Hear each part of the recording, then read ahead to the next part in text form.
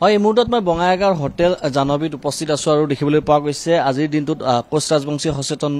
নাগৰিক মঞ্চৰ উদ্যোগত যি বহু ঠা বিভক্ত সদৌ কোচ ৰাজবংশী ছাত্ৰ সন্থাৰ একত্ৰীকৰণৰ আজিৰ দিনটোত এখনি বৈঠক ইয়াত ৰখা হৈছে। আমি ND24 দৰ্শকসকলক দৃশ্য দেখুৱাইছো আৰু প্ৰাক্তন যিসমূহ আক্ৰাছুৰ সভাপতি আছে, আক্ৰাছুৰ সম্পাদক আছে, তেখেতসকল আজিৰ দিনটোত ইয়াতে একত্ৰিত হৈছে। আয়ুষ আছে মোৰ সৈতে, আয়ুষ যদি দেখুৱাই দেখিবলৈ পাইছে। আমি ND24 দৰ্শকসকলক দেখুৱাইছো আৰু প্ৰতিগৰাকী প্ৰাক্তন আক্ৰাছুৰ সম্পাদক সভাপতি ইয়াত উপস্থিত থাকিব আজিৰ দিনটোত। আৰু আজিৰ দিনটোত আক্ৰাছুৰ যিসমূহ বিভিন্ন গোট আছে তেখেতসকলকো ইয়াত নিমন্ত্ৰণ কৰা হৈছে। মূলত কথাটো হৈছে যে একত্ৰীকৰণক লৈ পেলাই তেখেতসকলৰ আজিৰ দিনটোত আলোচনা হ'ব। অকণমান আমি জানিবলৈ যত্ন কৰিম। আমি পোনে পোনে মোৰ সৈতে হৰমোহন মেধি আছে, তেখেত প্ৰাক্তন আক্ৰাছুৰ সম্পাদক। আপোনাক স্বাগতম জনাইছো। আজিৰ বিষয়বস্তুটো কি আছে? বিষয়বস্তুটো আপোনালোকে জানিব পাৰিছে যে আমাৰ এটা জাতীয় সংগঠন, ছাত্ৰ সংগঠন কোচ ৰাজবংশীসকলৰ এটা জাতীয় ছাত্ৰ সংগঠন, সৰু কোচ ৰাজবংশী ছাত্ৰ সন্থা এটা সংগ্ৰামী সত্তা। কিন্তু দুৰ্ভাগ্যজনকভাৱে যোৱা কেইটামান বছৰৰ ভিতৰত এই সংগঠনটোৰ মাজত ফাট মেলিছিল আৰু তাৰে কেইটামান বিভাজিত হৈ কেইটামান গোটত পৰিণত হ'ল। এটা জাতীয় সত্তা যেতিয়া এনেকৈ বিভাজিত হৈ যায়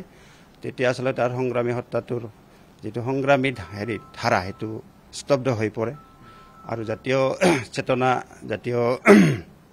সংগ্ৰামো আমাৰ বাধাপ্ৰাপ্ত হয়। এনে এটা পৰিৱেশ পৰিস্থিতিত আমাৰ যিসকল চিন্তাশীল ব্যক্তি আছে, যিসকল শুভাকাংক্ষী আছে, বুদ্ধিজীৱী আছে, প্ৰাক্তন সংগ্ৰামী বা নেতৃবৰ্গ প্ৰাক্তন যিসকল আছে, সকলোৱে এটা কথা চিন্তা কৰিছে আৰু সকলোৰে কাৰণে এইটো চিন্তাৰ বিষয় হৈ উঠিছে যে এইখিনি আমি বাধা দিব লাগিব আৰু যিসকল একত্ৰীকৰণ যিসকলে নেতৃত্ব বহন কৰি আছে তেখেতসকলক এই কথাটো আমি জাতীয় স্বাৰ্থৰ যাতে ব্যাঘাত নজন্মে, ব্যাহত নহয় তেনেধৰণৰ এটা পৰিৱেশ ৰচনাৰ কাৰণে চবে একেলগে কাম কৰিব লাগিব। আমাৰ মূল কথাটো এইটোৱে যে জাতীয় স্বাৰ্থৰ হকে কাম কৰাৰ কাৰণে এটা পৰিৱেশ আমি সৃষ্টি কৰিব খুজিছোঁ আৰু তাৰ কাৰণে প্ৰথমে এই জাতীয় সংগঠনটো য'ত বিভাজিত হৈ উঠিছে, বিভিন্ন ধৰণৰ বহুত ভাগত বিভাজিত হৈছে,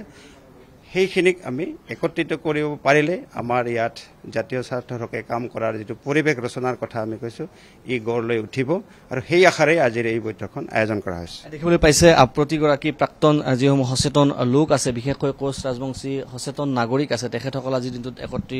একত্ৰিত হৈছে আৰু মূল কথাটোৱে হৈছে যে আক্ৰাছু একত্ৰীকৰণ হ'ব লাগে তেওঁলোকৰ মতে। আপোনাৰ ওচৰলৈ আহিছোঁ। আপুনি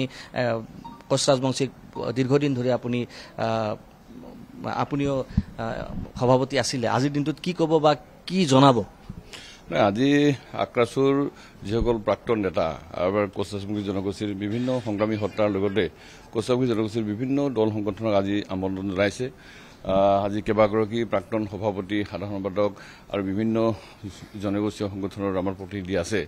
আৰু সকলোৱে আমাৰ প্ৰাক্তন সাধাৰণ হৰমোহন মেধিয়ে কোৱাৰ দৰে সকলোৱে বিচাৰিছে, কোচ ৰাজবংশী জনগোষ্ঠীৰ সকলো বিচাৰিছে যে বহুধা বিভক্ত আক্ৰাছু একত্ৰীকৰণ। ইয়াৰ পূৰ্বেও আক্ৰাছু একত্ৰীকৰণৰ প্ৰচেষ্টা লৈছিল কিবা কাৰণত আৰু বিভাজনত। এইবাৰ যাতে আৰু বিভাজিত নহয়, মানে একত্ৰিত হৈ যাতে কোচ ৰাজবংশী জনগোষ্ঠীৰ জাতীয় সমস্যাবিলাক আমি কেন্দ্ৰীয় চৰকাৰ বা ৰাজ্য চৰকাৰ দৃষ্টি আকৰ্ষণ কৰিব, তেনেকুৱা এটা উদ্দেশ্যলৈ আজি এই মানে বৈঠকখন মানে দিয়া হৈছে। আৰু আমি আশাবাদী যে কোচ ৰাজবংশী জনগোষ্ঠীৰ বৃহত্তৰ জাতীয় স্বাৰ্থত কোচ ৰাজবংশী জনগোষ্ঠীৰ যিবিলাক জাতীয় দল সংগঠন আছে বা আক্ৰাছু বহুধা বিভক্ত সংগঠনৰ যিবিলাক নেতৃত্ব আছে, তেওঁলোকে জনগোষ্ঠীৰ স্বাৰ্থত, বৃহত্তৰ স্বাৰ্থত তেওঁলোকৰ সাংগঠনিক মতাদৰ্শ পৰিত্যাগ কৰি তেওঁলোকে একোখন মঞ্চত উপনীত হৈ কোচ ৰাজবংশী জনগোষ্ঠীৰ জাতীয় সংগ্ৰামখনক আগুৱাই লৈ যাব। কিভাৱে বহুকেইটা গোট এতিয়া ইতিমধ্যে আক্ৰাছুৰ আছে, কিহৰ বাবে এই ধৰণৰ গোটসমূহ নতুনকৈ সৃষ্টি হ'বলৈ ধৰিছিল বা সেইসমূহক একত্ৰীকৰণ কৰাটো সম্ভৱ হ'বনে? আপুনি কি ভাবে? আমিতো বিশ্বাস কৰোঁ, যিহেতুকে আমি ব্যক্তিগতভাৱে আক্ৰাছু বহুধা বিভক্ত সংগঠনৰ নেতৃত্বৰ লগত আমি কথা পাতিছোঁ, আমাৰ জ্যেষ্ঠসকলেও কথা পাতিছে, তেওঁলোকে কথা দিছে আৰু তেওঁলোকে বিচাৰিছে যে আমি যিকোনো চৰ্ততেই আমি একত্ৰীকৰণ হোৱাটো বিচাৰোঁ। তাৰ মাজতে দুই এজন হয়তো অলপ ব্যতিক্ৰম থাকিব পাৰে, সেইটো ডাঙৰ কথা নহয়, কিন্তু আমি ভাবোঁ যে জাতীয় স্বাৰ্থত আমি সকলোৱে একত্ৰীকৰণ হ'ব লাগে আৰু মোৰ বিশ্বাস যে এইবাৰ কোচ ৰাজবংশী জনগোষ্ঠীৰ বৃহত্তৰ স্বাৰ্থত মানে একত্ৰীকৰণ কৰাৰ কাৰণে সকলোৱে আগুৱাই আহিব। আৰু কোনোবাই যদি নাহে তেতিয়াহ'লে আমি বুজিম তেওঁলোকে জনগোষ্ঠীটোৰ স্বাৰ্থৰ কাৰণে নহয়, তেওঁলোকে ব্যক্তিগত স্বাৰ্থ বা কিবা অন্য বেলেগ কাৰণত তেওঁলোকে নেতৃত্ব প্ৰদান কৰিব বিচাৰে। আৰু বিশেষকৈ যিহেতু এখন সংবিধান সংবিধান আছে আৰু সংবিধান মতে 4-5টা গোট হ'ব নোৱাৰে সংবিধান মতে এটা সংগঠন পৰিচালিত হয় গতিকে সংবিধান উলাই কৰি যদি কোনোবাই আকৌ নতুন নতুন গোট খুলি থাকে তেতিয়াহ'লে তেওঁলোকক নিশ্চয় ৰাইজেই তেওঁলোকক একাষৰীয়া কৰিব আৰু একাষৰীয়া হ'ব এইটো স্বাভাৱিক কথা জনজাতিকৰণৰ ওপৰতো আলোচনা হ'ব আজি নিশ্চয় যেহেতুকে আমাৰ মূল দাবী জনজাতিকৰণ বা পৃথক ক্ষমতাবোৰ ৰাইজৰ দাবী আছে এই বিষয়টো নিশ্চয় আজি এই সভাখনত আলোচনা হ'ব কি ক'ব আপুনি চাওক আক্ৰাছু কোচ ৰাজবংশী জনগোষ্ঠী সামাজিক ৰাজনৈতিক অৰ্থনৈতিকভাৱে যা আমাৰ ঐতিহাসিক কমতাপুৰৰ যি ঐতিহাসিক যি এটা কমতাপুৰ আছিল সেই কমতাপুৰ উদ্ধাৰ কাৰণে যি উদ্দেশ্য মহান উদ্দেশ্যৰ আগৰ আমাৰ যিখিনি প্ৰাক্তন আক্ৰাছুৰ সভাপতি সম্পাদক ধৰি জাতিটোৰ উদ্দেশ্যৰ কাৰণে যিটো উদ্দেশ্যৰ কাৰণে বা ভালৰ কাৰণে যিটো গঠন কৰিছিল কিন্তু ক্ৰমান্বয়ে দেখা গ'ল যে আমাৰ সংগঠনবিলাক দিনক দিনে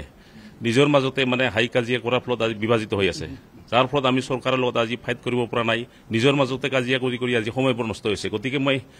যি মিডিয়াৰ জগতে মই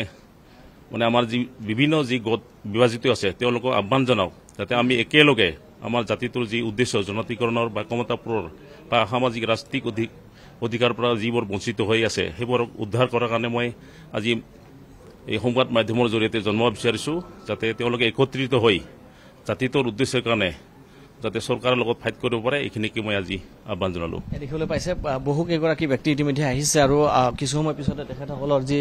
এয়া বৈঠক আছে বৈঠক অনুষ্ঠিত হ'ব আমি দেখুৱাইছোঁ যে আক্ৰাছুৰ প্ৰাক্তন সম্পাদক সভাপতি বহু কেইগৰাকীক আমি দেখিছোঁ লগতে আজিৰ দিনটোত আপোনাৰ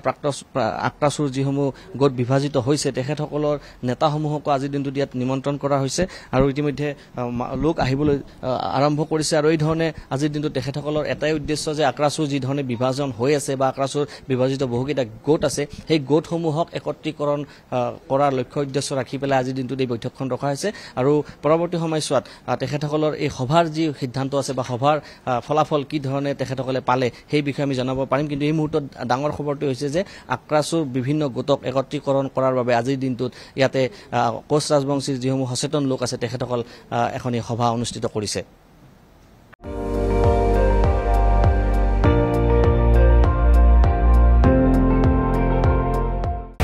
আপুনি চাই আছে ND24 সৰ্বশ্ৰেষ্ঠ নহয় সৰ্বোত্তমৰ দৌৰ